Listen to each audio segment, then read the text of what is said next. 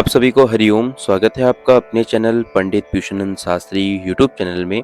आज के इस वीडियो में हम बात करते हैं कार्तिक मास की महात्म्य की कथा अध्याय 9। यदि आप हमारे चैनल में नए हैं तो प्लीज़ चैनल को like, comment and share and subscribe अवश्य करिएगा। यदि आप मुझसे जुड़ना चाहते हैं तो मुझे आप इंस्टाग्राम में फॉलो कर सकते हैं। कुंडली दिखाने हेतु आप मुझे संपर्क भी कर सकते हैं 9105615385। आइए शुरू करते हैं। नवे अध्याय में बोलते हैं, पृथु बोले, हे महाराज, जो आपने कार्तिक का व्रत के विस्तार सहित कहा, उससे आपने जो तुलसी के मूल में विष्णु पूजन का वर्णन किया और वह मैं तुलसी का महत्व जानना चाहता हूँ। तुलसी देव भगवान को अति प्यारी कैसे हुई? हे नारद जी, यह तुलसी कैसे और कौन से स्थान में उत्पन्न हुई?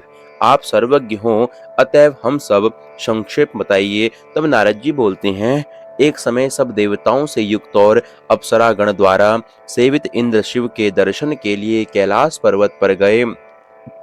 इंद्र के शिवजी के स्थान में जाकर भयंकर कर्म वाले एवं दांतों और आंखों से भयानक एक पुरुष देखा। इंद्र ने पूछा कि रे, तू कौन है?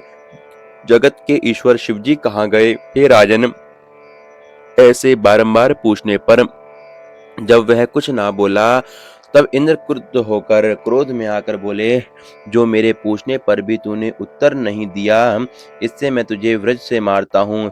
हे दुर्बुद्धे, तेरा रक्षक कौन है? ऐसा कहकर इंद्र ने वज्र से उसे मार दिया। वज्र के लगने से उस पुरुष के कंठ में नीलता हो गई और वह वज्र भस्म हो गया। और रुद्र भगवान अपने तेज से जलाते हुए प्रकट हुए।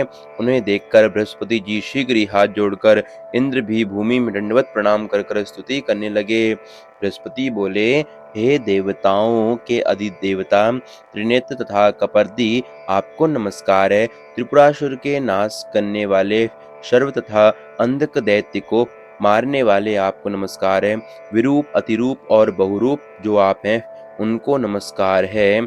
और दक्ष यज्ञ को विध्वंस करने वाले और यज्ञ के फल को देने वाले आपको नमस्कार है। काल का नाश करने वाले और काल स्वरूप काले सांप को धारण करने वाले और ब्रह्मा का सिर छेदन करने वाले तथा ब्राह्मणों के हितकारी आपको बारंबार नमस्कार है। नारद जी बोलते हैं, उस समय बृहस्पति द्वारा ऐसी स्तुति किए जाने पर शिवजी त्रिलोकी को जलाने में समर्थ नेत्र की अग्नि को शांत करते हुए बोले, हे ब्रह्म, तुम्हारी इस स्तुति से मैं प्रसन्न हूँ, वर मांगो।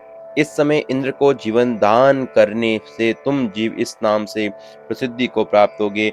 बृहस्पति जी बोले, हे देव, यदि आप प्रसन्न हुए तो शरण में आए इंद्र की रक्षा करें और मस्तक के नेत्र में उत्पन्न यह अग्नि शांति को प्राप्त हो जाए। रुद्र बोले, मस्तक के नेत्र में यह अग्नि फिर कैसे प्रवेश कर सकती है? इसको मैं दूर फेंक देता हूँ, जिससे यह इंद्र को पीड़ा ना दे सके। नारद जी बोलते हैं, शिवजी ने ऐसा कहकर अग्नि को हाथ में ले खारे समुद्र में फेंक दिया। तब वह अग्नि गंगा सागर के संगम में जाके गिरा। तब वह वहां बालक होकर रोने लगा। रोते हुए उस बालक के शब्द से बारंबार धरती कांपने लगी। उससे अपने रुदन से बोले, स्वर्ग में सत्यलोक पर्यंत के लोग बहिरे कर दिए। रोने का शब्द सुनकर यह क्या है? यह विस्मित हो ब्रह्मा जी वहां पहुंचे। आते ही समुद्र की गोदी में उस बालक को देखकर ब्रह्मा जी बोले, यह अद्भुत बालक कौन है? यह ब्रह्मा जी का वचन सुनकर समुद्र बोला, एक ही बात बोला कि ब्रह्मा को आते देखकर समुद्र ने हाथ जोड़ा और प्रणाम कर उस बालक को अपनी गोद में बिठा दिया और कहा कि गंगा सागर के संगम में उत्पन्न यह मेरा पुत्र है। हे जगत के गुरु, इसके जात कर्म आदि संस्कार कीजिए। तब नारद जी बोल दे, समुद्र ऐसा कह ही रहा था कि समुद्र के पुत्र उस बालक ने ब्रह्मा की दाढ़ी पकड़ ली और बारंबार हिलाने लग गए। दाढ़ी पकड़कर हिलाने से ब्रह्मा के नेत्रों से जल बह चला, अर्थात कि अश्रुपात हो गया। बड़ी कठिनाई से उन्होंने जब दाढ़ी छुड़ा पाई, तब ब्रह्मा समुद्र से बोले, इसने हमारे नेत्र से जल निकाला है, इससे यह जलंधर इस नाम से प्रसिद्ध होगा।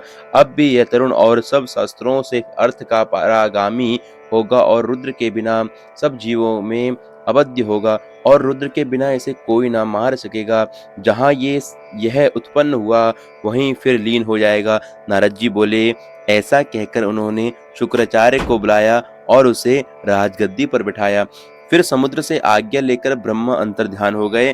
तदंतर उसको देखने से प्रसन्न नेत्र सागर ने उसकी स्त्री के लिए कालनेमी की सुता वृंदा की रचना की। इसके बाद कालनेमी असुरों ने प्रसन्न होकर उस पुत्री का दान दिया।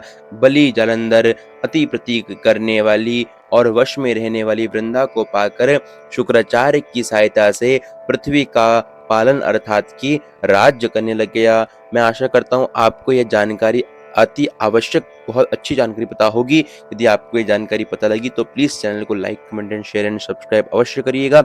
यदि आप मुझसे जुड़ना चाहते हैं तो मुझे आप इंस्टाग्राम में फॉलो कर सकते हैं। आपको पता लगा कि लक्ष्य तुलसी की उत्पत्ति कहाँ से हुई, तो आइए ओम नमो भगवते वासुदेवाय।